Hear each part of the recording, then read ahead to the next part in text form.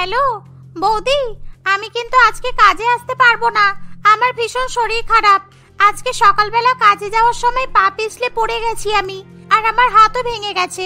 তাই আমি এখন আমার বরের সঙ্গে হসপিটালে যাচ্ছি। আমি এখন 1 সপ্তাহ তোমাদের বাড়িতে কাজ করতে পারবো না। তোমরা নিজেদের কাজ কিন্তু নিজেরা করে নিও। রাখছি। কাজের দিদি পারুলের এরকম কথা শুনে বাড়ির বড় বউ রিয়ার মাথায় হাত পড়ে যায়। কারণ রিতা একেবারেই কাজচোর মহিলা ছিল। সে কিছুতেই বাড়ির কোনো কাজকর্ম করতে চায় না। আর সে যেমন, তার ছোট যা পারমিতাও ঠিক তেমনই ছিল। সেই জন্যই তাদের শাশুড়ি মা রচনা দেবী দুই বৌমার আরামের জন্য বাড়িতে মাসিক 3000 টাকা দিয়ে চাকরানি রেখেছে।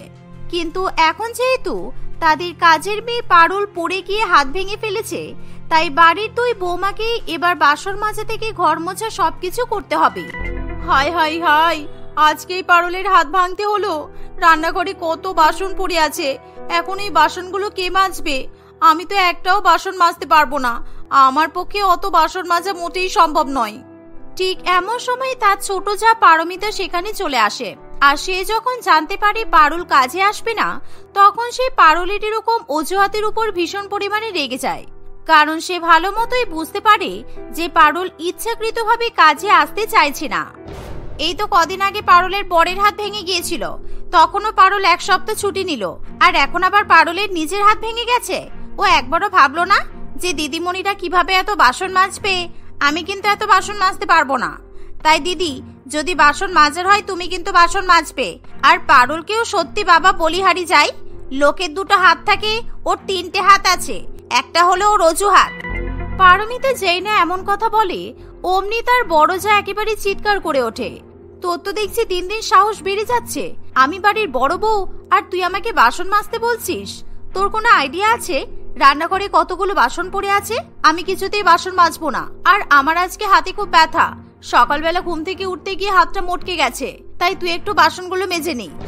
অমনি তোমার পারুলের মতো অজুহাত শুরু হয়ে গেল বলো? ও না হয় কাজের মাসি, তাই অজুহাত দিচ্ছে মানায়, কিন্তু তুমি তো বাড়ির বউ হয়ে কাজের মাসির মতো অজুহাত দিচ্ছ।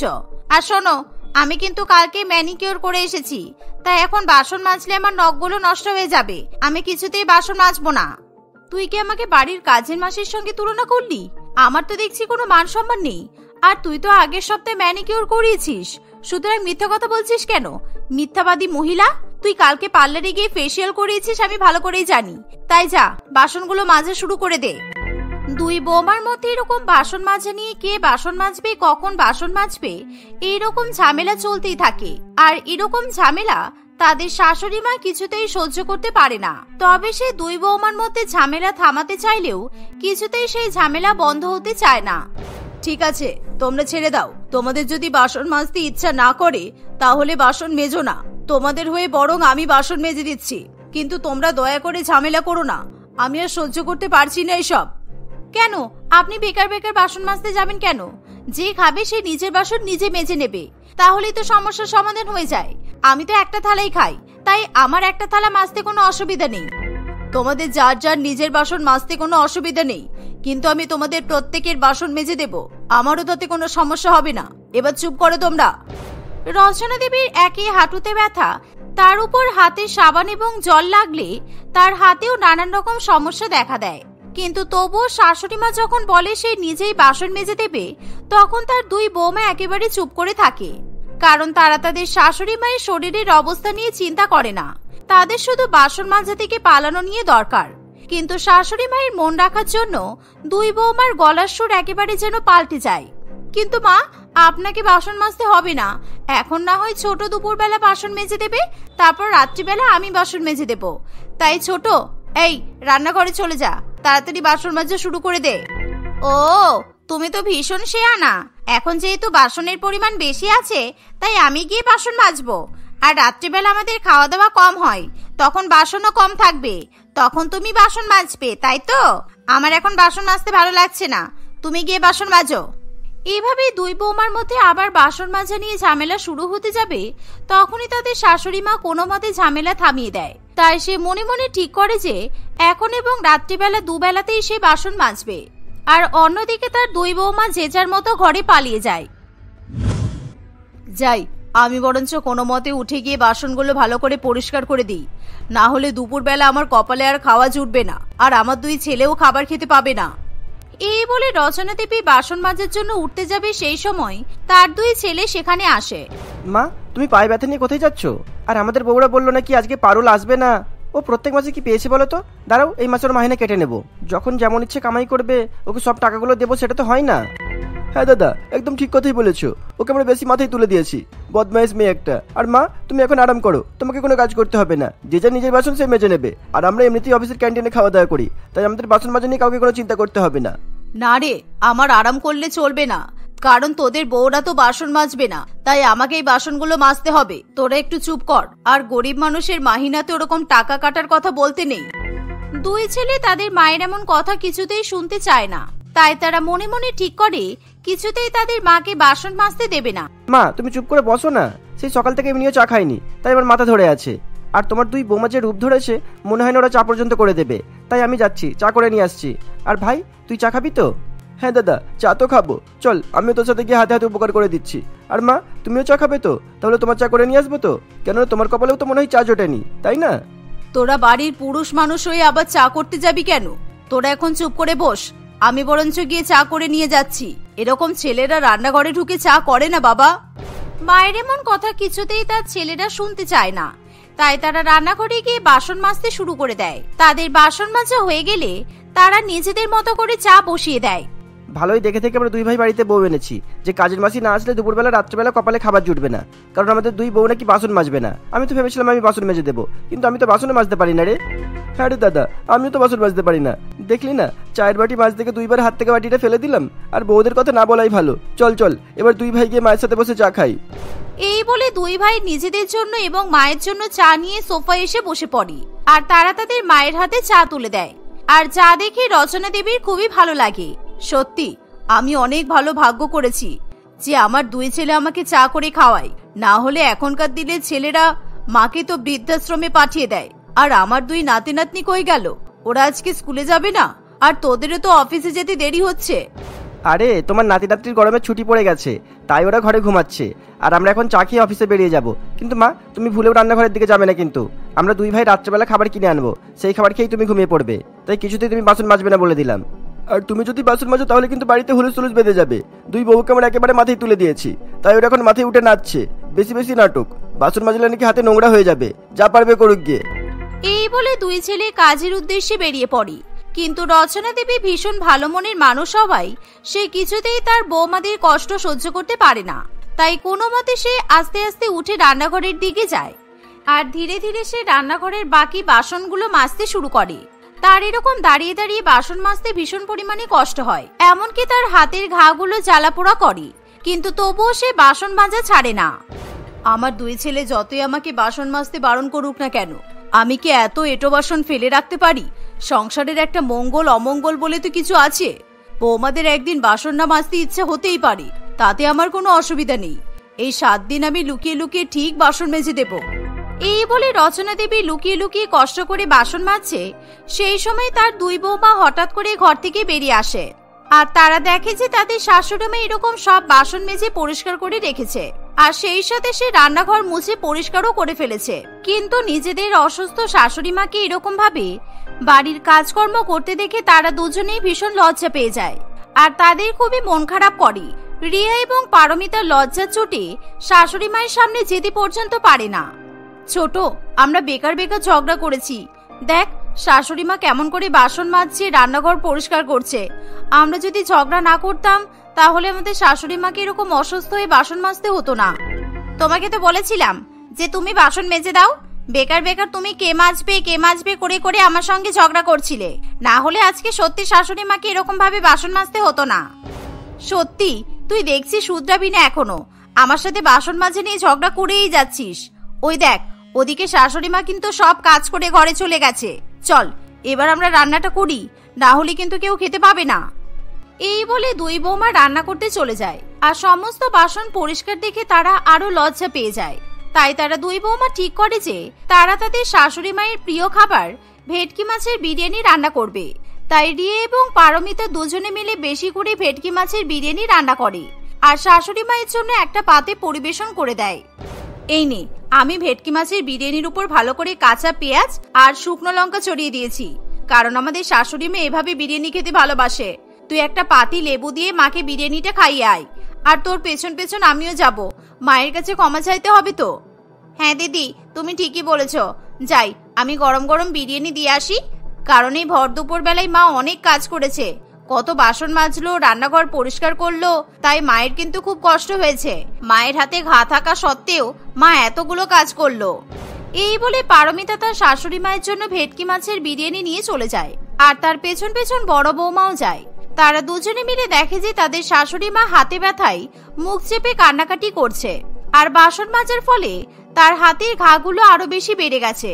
শাশুড়ি মায়ের এরকম কষ্ট দেখে দুই বৌমার চোখে একেবারে জল চলে আসে। মা, এই নিন, আপনার জন্য দুপুরবেলা আমরা ভেটকি মাছের বিরিয়ানি রান্না করেছি, আর আপনার হাতের ঘা দেখে আমাদের খুব কষ্ট হচ্ছে। আপনি চিন্তা করবেন না, আমরা এক্ষুনি মলম নিয়ে আসছি। দেখবেন, মলম লাগালে আপনার হাতের ঘা একদম ঠিক হয়ে যাবে। দিদি, তুমি মায়ের হাতে মলম লাগিয়ে দাও, আর আমি মাকে নিজের হাতে বিরিয়ানি খাইয়ে দিই। আমরা যদি সকালবেলা বাসন মেজে নিতাম, তাহলে মাকে কিন্তু এখন কষ্ট পেতে হতো না। সত্যি, আমরা অনেক ভাগ্য করে শাশুড়ি মা পেয়েছি, যে কিনা নিজের হাতে বাসন মেজে দেয়। দুই বৌমার এরকম ভালো ব্যবহার দেখে শাশুড়ি মা খুবই খুশি হয়। সেই সময় রিয়া নিজের ঘর থেকে মলম নিয়ে এসে রচনা দেবীর হাতে লাগিয়ে দেয়, আর অন্যদিকে পারমিতা তার শাশুড়ি মাকে নিজের হাতে গরম গরম ভেটকি মাছের বিরিয়ানি খাইয়ে দেয়। এই দেখে রচনা দেবী খুবই খুশি হয়ে বলে, যাক, আজকে আমি কষ্ট করে বাসন মেজেছি বলে তোমরা তোমাদের দোষটা বুঝতে পেরেছো। আর এক আধ দিন তোমাদের বাসন মাজার ইচ্ছা নাই করতে পারি, কিন্তু তাই বলে নিজেদের মধ্যে এরকম ভাবে ঝগড়া করবে না। আমার কিন্তু তোমাদের এই ঝগড়া একদম মোটেই ভালো লাগে না। ঠিক আছে মা, আজকে রাত্রিবেলা আমি আর আপনার ছোট বৌমা একসঙ্গে বাসন মেজে দেব, তাই আপনাকে আর কোনো চিন্তা করতে হবে না। আর আমরা নিজেদের মধ্যে কোনো ঝগড়া করব না, কারণ আমরা মিলেমিশে কাজকর্ম করার মর্ম বুঝতে পেরেছি। এক সংসারে থাকতে গেলে এরকম মিলেমিশে কাজ করতে হয়, তাতে সংসারে কখনো কোনো অশান্তি হয় না। তাই সকালবেলা আমরা যদি অশান্তি না করে মিলেমিশে বাসন মেজে নিতাম, তাহলে ব্যাপারটা কিন্তু অনেক সহজ হয়ে যেত। যাই হোক, এখন আমরা বুঝতে পেরেছি। এই বলে দুই বৌমা রাত্রিবেলা থেকে মিলেমিশে বাসন মাজতে শুরু করে দেয়, আর তাদের বাসন মাজতে কোনো রকমের অসুবিধাও হয় না। আর এক সপ্তাহ পর পারুল যখন কাজে আসে, তখনও পারুল কাজ করে চলে যাওয়ার পর কোনো বাসন যদি বাড়তি ব্যবহার করা হয়, সেই বাসন দুই বৌমা মিলে মেজে দেয়। এভাবে তাদের মধ্যে বাসন মাজা নিয়ে ঝামেলা শেষ হয়ে যায়। বৈশাখী দেবী তার দুই ছেলে রঞ্জন এবং দেবাঞ্জনের সঙ্গে মধুপুর নামক এক গ্রামে বাস করত। তার দুই ছেলেই সফটওয়্যার ইঞ্জিনিয়ার ছিল। গ্রামীণ এলাকায় মানুষ হওয়ার পরেও বৈশাখী দেবীর দুই ছেলে রঞ্জন এবং দেবাঞ্জন সফটওয়্যার ইঞ্জিনিয়ার হওয়ায় বৈশাখী দেবীর গর্বের শেষ ছিল না। তার দুই ছেলে মাস গেলে মোটা টাকা উপার্জন করত, তাদের সংসারে কোনো অভাবই ছিল না। কিন্তু এবার প্রয়োজন ছিল বাড়িতে নতুন বউয়ের, কারণ বৈশাখী দেবীর দুই ছেলেই এখন বিবাহ উপযোগী। যথারীতি তার দুই ছেলে বাধ্য ছেলে হওয়ায় বৈশাখী দেবী নিজের পছন্দ করা দুই মেয়ের সঙ্গেই একেবারে নতুন বছরের প্রথম দিনেই তার ছেলেদের বিয়ে ঠিক করে দেয়। এই শোনো বুলটি, মোহনা, আমার হাতে কিন্তু একদম সময় নেই। এই এক মাসের মধ্যে আমাকে অনেক কিছু করতে হবে। আমি আমার দুই ছেলের বিয়ে ফাইনাল করে ফেলেছি। নতুন বছরের একেবারে প্রথম দিনেই 1 জানুয়ারিতে আমার দুই ছেলে বিয়ে করছে। নতুন বছরে আমার বাড়িতে একসঙ্গে দুটো নতুন বৌমা আসবে। নতুন বছরের নতুন খুশি। তাও আবার কি, আমার দুই বৌমাই কিন্তু শহরে থাকে, খুব শিক্ষিত, খুব ভালো, খুব সুন্দর দেখতে। ও, তুমি তাহলে এতদিন আমাদের সামনে তোমার দুই ছেলেকে নিয়ে বড়াই করতে, এবার তাহলে নতুন বছর পড়তে না পড়তেই তুমি তোমার দুই বৌমাকে নিয়ে বড়াই করা শুরু করে দেবে, তাই তো? যাক, ভালো ভালো। তবে এখন আমরা কিছু বলতে পারবো না। শহরের মেয়ে মানেই যে ভালো হবে তা তো নয়। আগে দেখবো, বুঝবো, তারপর মন্তব্য করবো। হ্যাঁ, আমি জানি তো, তোমরা তো হিংসা করবেই। তোমরা তো সবসময় আমার উপর হিংসা করো। এখন নতুন বছরে আমার ঘর একেবারে আলোকিত হয়ে উঠবে, আর আমার খুশি তোমরা তো দেখতে পারো না, সেটা আমি ভালো করেই জানি। যাক, নতুন বছর থেকে আমার আর গল্প করার জন্য তোমাদের প্রয়োজন পড়বে না। বাড়িতেই দুই বৌমা থাকবে, ওদের সাথে দিন রাত চুটিয়ে গল্প করব। এভাবেই বৈশাখী দেবী সারা পাড়ায় সকলকে তার ছেলেদের বিয়ের কথা জানাতে থাকে। সেই সাথে বৈশাখী দেবী তার দুই নতুন বৌমাকে নতুন বছরে বাড়িতে ওয়েলকাম জানানোর জন্য বাড়িটাকে একেবারে নতুন করে সাজিয়ে তোলে। সে তার বাড়ির সমস্ত পুরানো ফার্নিচার সরিয়ে দিয়ে নতুন নতুন ফার্নিচার কিনে নিয়ে আসে। সেই সাথে পুরো বাড়িটা নতুন করে পেইন্ট করায়। এভাবে দেখতে দেখতে 1 মাস কাটে। নতুন বছরের প্রথম দিনে বৈশাখী দেবী দুই ছেলে মায়ের কাছ থেকে আশীর্বাদ নিয়ে বিয়ে করতে চলে যায়। বৈশাখী দেবী তার বৌমাদেরকে বরণ করার জন্য বরণ ডালা সাজিয়ে অপেক্ষা করতে থাকে। প্রথমে বড় ছেলে রঞ্জন বিয়ে করে তার বউ রিমিকে নিয়ে বাড়িতে উপস্থিত হয়। এসো এসো বড় বৌমা, আমি সেই কখন থেকে অপেক্ষা করছিলাম। বাহ, তোমাকে তো দেখতে একেবারে পরীর মতো লাগছে। এসো, আমি তোমাকে বরণ করি। রিমি তার শাশুড়ি মায়ের কথা শুনে তার শাশুড়ি মাকে সঙ্গে সঙ্গে প্রণাম করে বলে, আমাকে আশীর্বাদ করুন মা। আজকে নতুন বছরে আমি আপনাদের বাড়িতে এলাম, আমি যাতে আপনাদের সবাইকে সারা বছর ভালো রাখার দায়িত্ব নিতে পারি। রিমির এমন ব্যবহারে বৈশাখী দেবী একেবারে মুগ্ধ হয়ে যায়। আরে বৌমা, তুমি তো একেবারে বাড়িতে আসতে না আসতেই আমার মন জয় করে নিয়েছো। তুমি শহরে থাকো, আর শহরের মেয়েরা যে এতটা সংস্কারী হতে পারে সেটা নিয়ে তো আমার কোনো ধারণাই ছিল না। আজকাল তো পায়ে হাত দিয়ে কেউই প্রণাম করতে চায় না। আর ঠিক এমন সময় সেখানে বৈশাখী দেবীর ছোট ছেলে দেবাঞ্জন তার নব বিবাহিত বধূ মৌমিতাকে নিয়ে উপস্থিত হয়। মৌমিতা সেখানে আসতেই তাকে দেখে রিমি প্রচন্ড পরিমাণে রেগে যায়। এই তুই এখানে কি করছিস? তুই কি আমার পেছন ছাড়বি না তাহলে? মুখ সামলে কথা বল। আমি এই বাড়ির ছোট বউ, দেবাঞ্জনের স্ত্রী, আর আমি তোর পেছন করতে যাব কেন? আমার কি খেয়ে দেয়ে কাজ নেই? ও, আর আমি এই বাড়ির বড় বউ, মানে রঞ্জনের বউ। আমি ভেবেছিলাম নতুন বছর থেকে আমার ভাগ্য একেবারে পাল্টে যাবে, কিন্তু তুই আমার জীবনে আবার শনির মতো ফিরে এলি। যাকে আমি সহ্য করতে পারি না তাকেই যে আমি আমার যা হিসেবে পাবো, আমি তো এটা ভাবতেও পারিনি। আমি যদি আগে জানতাম যে তোর আর আমার একই বাড়িতে বিয়ে হচ্ছে, তাহলে আমি এই বিয়েটা কখনো করতামই না। নতুন বছরে নতুন শ্বশুর বাড়িতে এসে তোর মুখ দেখতে হলো, তার মানে আমার সারাটা বছর খারাপ যাবে, এটা একেবারে নিশ্চিত। দেখ, একদম বাজে কথা বলবি না বলে দিলাম। তুই তো একই রকম থেকে গেছিস দেখছি। বিয়ে করে শ্বশুর বাড়িতে এলি, নিজেকে একটু পাল্টে নিতে পারতিস। ও, তুমি তো একেবারে সতী সাবিত্রী হয়ে গেছো, তাই না? বিয়ের আগে কলেজে পড়ার সময় 100টা ছেলের সঙ্গে ঘুরে ফিরে এখন আমার ভাসুরের সঙ্গে বিয়ে করে তুমি একেবারে ধোয়া তুলসী পাতা হয়ে গেছো, তাই না? এই যে তুমি সংস্কারী সাজার নাটক করছো, সেটা কেউ না ধরতে পারলেও আমি কিন্তু ভালো করেই ধরতে পারছি। এনারা সবাই তোমাকে নতুন করে দেখছে তো, আমি তো বহু বছর ধরেই চিনি। হ্যাঁ, এই আমি তো তবু 100টা ছেলেকে নিয়ে ঘুরেছি, আর তুই তো হাজার হাজার ছেলেকে নিয়ে প্রত্যেক দিন ঘুরে বেড়াতিস। চড়ে চড়ে বেড়ানো তো তোর স্বভাব ছিল, ফালতু মেয়ে একেবারে। এভাবেই রিমি এবং মমিতা বাড়ির ভেতরে প্রবেশ করার আগেই দরজার বাইরে দাঁড়িয়ে একে অপরের সঙ্গে তুমুল ঝগড়া শুরু করে। একে একে পাড়া প্রতিবেশী সকলেই সেখানে এসে তাদের দুই বৌমা ঝগড়া দেখতে থাকে। বৈশাখী দেবী এবং তার দুই ছেলে কিছুতেই তাদের দুজনকে শান্ত করতে পারে না। নতুন বছরেই বৈশাখী দেবীর বাড়িতে এরকম নতুন রকমের তাণ্ডব দেখে পাড়ার মহিলারা প্রচন্ড পরিমাণে আনন্দ পায়। তারা খুবই উৎসুক হয়ে তাদের ঝগড়া দেখতে থাকে। নতুন বছরে নতুন দুই বউয়ের ঝগড়া দেখতে কিন্তু ভালোই লাগছে। আমার তো বৈশাখীকে দেখে খুব কষ্ট হচ্ছে। বেচারি ভেবেছিল নতুন বছরে জীবনটাকে নতুন করে শুরু করবে, নতুন বছরেই এদের বাড়িতে ঝগড়া শুরু হয়ে গেছে। তার মানে এদের বাড়িতে সারা বছরই ঝামেলা হবে। আমরা প্রত্যেকদিন এরকমই সুন্দর সিনেমা দেখতে পারবো। আমি তো ভেবেছিলাম নতুন বছরে ছেলে মেয়েগুলোকে নিয়ে সিনেমা দেখতে যাব, কিন্তু অত দূরে কষ্ট করে সিনেমা দেখতে গিয়ে কি লাভ বলো? বাড়ির বাইরে দাঁড়িয়ে দাঁড়িয়েই তো সিনেমা দেখতে পাচ্ছি। একেবারে জমে গেছে। এবার দুজনে চুলোচুলি না শুরু করে দেয়। বৈশাখী দেবী তার বাড়ির সামনে পাড়ার মহিলাদেরকে দাঁড়িয়ে সমালোচনা করতে দেখে তার ভীষণ পরিমাণে খারাপ লাগে। আরে হচ্ছেটা কি? তোমরা ঝগড়া বন্ধ করো, আর দয়া করে তোমরা ঘরের মধ্যে চলো। বাড়িতে আসতে না আসতেই আমার মান সম্মান সবকিছু একেবারে শেষ করে দিল।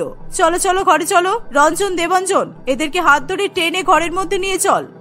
শেষ পর্যন্ত রঞ্জন এবং দেবাঞ্জন তাদের নিজের নিজের বউকে নিয়ে বাড়ির মধ্যে ঢুকে পড়ে। বৈশাখী দেবী কি করবে কিছু বুঝে না পেয়ে মাথায় হাত দিয়ে বসে পড়ে। সে তার দুই বৌমাকে স্বাগত জানানোর জন্য অনেক কিছুরই প্ল্যান করেছিল, কিন্তু সেসব কিছুই না করে সে শুধুমাত্র দুশ্চিন্তা করতে থাকে। রঞ্জন এবং দেবাঞ্জন তাদের নিজের নিজের বউকে ঘরে রেখে এসে তাদের মাকে বলে, মা, তুমি আমাদের জন্য কেমন মেয়েকে পছন্দ করলে বলো তো? বাড়িতে আসতে না আসতে একবারে তাণ্ডব শুরু করে দিয়েছে। নতুন বছরের আনন্দটা একেবারে মাটি হয়ে গেল। আর নতুন বছর, সারা জীবনে দুই বউকে নিয়ে আমি কিভাবে সংসার করব সেই চিন্তাই করছি। আমি তো জানতাম না ওরা দুজনে আগে থেকে একে অপরকে চেনে, আর শুধু চেনে তাই নয়, ওরা যে বিয়ের আগে থেকে একে অপরের শত্রু সেটা আমি কিভাবে জানবো বল? আমি যদি জানতাম তাহলে তো কখনোই ওদের সঙ্গে তোদের বিয়ে দিতাম না। ওরা দুজনে বাড়িতে আসতে না আসতেই যা করলো, আমরা তো এবার সবার সামনে নিজেদের মুখ দেখাতেই পারবো না। বাইরে বেরিয়ে দেখো না একবার, সবাই শুধু আমাদের নামেই সমালোচনা করছে, জানি না কপালে কি লেখা আছে। পরের দিন সকালবেলা ঘুম থেকে উঠে রিমি সবার আগে রান্নাঘরে চলে যায়। সে রান্নাঘরে গিয়ে কিছু একটা রান্না করতে শুরু করে। তার কিছুক্ষণ পরেই মৌমিতাও রান্নাঘরে আসে। এই দেখ, শাশুড়ি বা আমাদের দুজনকে ঝগড়া করতে বারণ করেছে, আর তুই তো জানিস আমরা দুজনে এক জায়গায় হলে আমাদের শুধু ঝগড়া হয়। এখন আমি রান্নাঘরে রান্না করতে এসেছি, তাই তুই এখন রান্নাঘরে থাকবি না। আমার রান্না করা হয়ে গেলে তারপর তুই আসবি। বাবা রে, তুই কি এই বাড়ির গিন্নি হয়ে গেলি নাকি একেবারে, যে আমি তোর কথা শুনে চলবো? তুই বাড়ির সবার জন্য প্রথমবারের মতো রান্না করতে এসেছিস, তাহলে আমিও তো ঠিক তাই করতেই এসেছি। আর তোর সাথে ঝগড়া করার আমার কোনো ইচ্ছা নেই, বুঝেছিস? আমার তো তোর মুখ দেখারও ইচ্ছা করে না।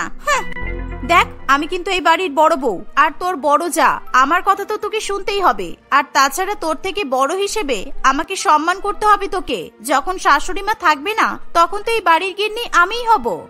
বাবা, তুই তো অনেক স্বপ্ন দেখে ফেলেছিস। হ্যাঁ, গিন্নি হবার খুব শখ, তাই না? টাকলি কোথাকার, মাথায় চুল নেই, সে নাকি আবার গিন্নি হবে। তুই কি মনে করেছিস তোর মাথায় চুল নেই আমি ভুলে গেছি?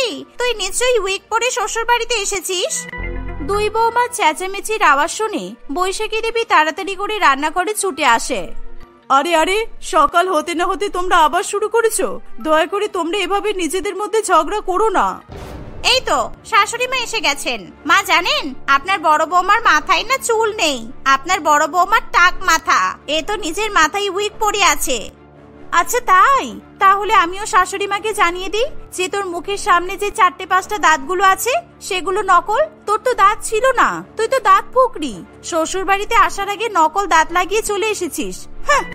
হ্যাঁ বাবারে বাবা, কি মিথ্যা কথা বলতে পারিস রে তুই? তুই তো পিএইচডি করবি বলেছিলি, নিশ্চয়ই কিভাবে মিথ্যা কথা বলতে হয় আর কিভাবে ঝগড়া করতে হয় সেই বিষয়ে পিএইচডি করে চলে এসেছিস। এই বন্ধ করো তোমরা তোমাদের ঝামেলা। তোমরা দুজনেই এখন রান্নাঘর থেকে বেরিয়ে যাও, তোমাদের কাউকে রান্না করতে হবে না। যাও যাও বলছি। বৈশাখী দেবীর কথা শুনে দুই বৌমা নিজের নিজের ঘরে চলে যায়। বৈশাখী দেবী কি করবে কিছুই বুঝে পায় না। সে বাড়ির সকলের জন্য ব্রেকফাস্ট তৈরি করতে শুরু করে, যাতে তার দুই বৌমা আবার এক জায়গায় হয়ে ঝগড়া না বাঁধায়। সেই জন্য বৈশাখী দেবী নিজেই তার দুই বৌমার ঘরে আলাদা করে ব্রেকফাস্ট দিয়ে আসে। কিছুক্ষণ পর বৈশাখী দেবী দুপুরে রান্না করার জন্য বাজার করতে বেরিয়ে পড়ে। বাজারে গিয়ে বৈশাখী দেবীর পাড়া প্রতিবেশীর সঙ্গে দেখা হয়। বৈশাখী দেবীকে দেখে সবাই ফিক ফিক করে শুধু হাসতে থাকে। বৈশাখী, বলো তোমার নতুন দুই বৌমার কি খবর? নতুন বছরে তোমার ঘরটা তো একেবারে নতুন খুশিতে ভরে উঠেছে। কেমন লাগছে নতুন বছরে দুই নতুন বৌমার সঙ্গে সংসার করতে, তাও আবার শহুরে বৌমা? এই বলছি যে আমাদেরকে একবার তোমার বাড়িতে নিমন্ত্রণ করো না। জানি তোমার বাড়িতে গেলেই দুই বৌমার ঝগড়া দেখতে পাবো, কোনো অসুবিধা নেই। ভালো মন্দ খেতে খেতে ঝগড়া দেখতে কিন্তু মজাই লাগবে। বৈশাখী দেবী তাদের কোনো কথার উত্তর না দিয়েই তাড়াতাড়ি করে সেখান থেকে কেটে পড়ে। সেদিনের পর থেকে বৈশাখী দেবী বাইরে বেরোনোই একেবারে বন্ধ করে দেয়, কারণ যখনই সে বাইরে বেরোয় তখনই তার বন্ধুরা টোন মেরে তাকে নানান রকমের কথা শোনায়। তাই বৈশাখী দেবী এখন বাজার করতে তার দুই ছেলেকেই পাঠায়। সেই সাথে বৈশাখী দেবী সবসময় তার দুই বৌমাকে আলাদা করে রাখে, তাদেরকে কখনোই এক জায়গায় হওয়ার সুযোগ দেয় না। কিন্তু একদিন কেউ বাড়িতে না থাকায় দুই বউ এক জায়গায় হয়ে তুমুল ঝগড়া শুরু করে। আর তাদের ঝগড়া এতটাই হিংস্র আকার ধারণ করে যে তারা লাঠি নিয়ে একে অপরকে আঘাত করতে থাকে। আর তখনই সেখানে বৈশাখী দেবী চলে আসে। আরে আরে, তোমরা কি করছো? এরকম ভাবে কেউ মারপিট করে কখনো? তোমরা কি একে অপরের জীবন নেবে? থামো বলছি, থামো। বৈশাখী দেবী তার দুই বৌমা ঝগড়া থামাতে চায়, কিন্তু দুই বৌমা কিছুতেই মারপিট বন্ধ করে না। তারা নিজেদেরকে আঘাত করতে করতে সেই সাথে তারা তাদের শাশুড়ি মাকে এত জোরে ধাক্কা দেয় যে বৈশাখী দেবীর মাথা দেওয়ালে গিয়ে লাগে। এর ফলে সঙ্গে সঙ্গে বৈশাখী দেবী অজ্ঞান হয়ে পড়ে যায়। এই দেখে রিমি এবং মৌমিতা দুজনেই খুবই ভয় পেয়ে যায়। তাড়াতাড়ি করে তারা তাদের শাশুড়ি মাকে হাসপাতালে নিয়ে যায়। ডাক্তার চেক আপ করে জানায় বৈশাখী দেবীর একটা ছোট হার্ট অ্যাটাক হয়েছে। ডাক্তারবাবু ইমিডিয়েটলি তার চিকিৎসা করা শুরু করে দেয়। খবর পেয়ে দুই ছেলেও সেখানে চলে আসে। অন্যদিকে রিমি এবং মৌমিতা নিজেদের ভুলের জন্য খুবই লজ্জিত ছিল। তারা তাদের শাশুড়ি মায়ের এমন অবস্থা দেখে খুবই কান্নাকাটি করতে থাকে। এসব আমার জন্য হয়েছে, আমাকে ক্ষমা করে দাও তোমরা সবাই। না না, এগুলো আমার জন্য হয়েছে। আমি সবসময় চেঁচে পড়ে ঝগড়া করতাম। শাশুড়ি মায়ের এই অবস্থা শুধুমাত্র আমার জন্য হয়েছে। না রে, তোর কোনো দোষ নেই, সব দোষ আমার, সব আমার জন্য হয়েছে। আরে থামো থামো, এবার কি হসপিটাল ওই নিয়ে ঝগড়া শুরু করে দেবে নাকি? তোমরা দুজনে কোনো কথা বলবে না, চুপ করে এক জায়গায় গিয়ে বসো। যাও, আমরা তোমাদেরকে ক্ষমা করে দিয়েছি, যাও। এক সপ্তাহ পরে বৈশাখী দেবী কিছুটা সুস্থ হয়ে বাড়িতে ফিরে আসে। দুই বৌমা তাদের শাশুড়ি মায়ের খুবই সেবা যত্ন করে। সেদিনের পর থেকে মধু এবং মৌমিতা কখনোই নিজেদের মধ্যে ঝামেলা করে না। তারা ভালো মেয়ের মতো একসঙ্গে মিলেমিশে সংসার করতে থাকে।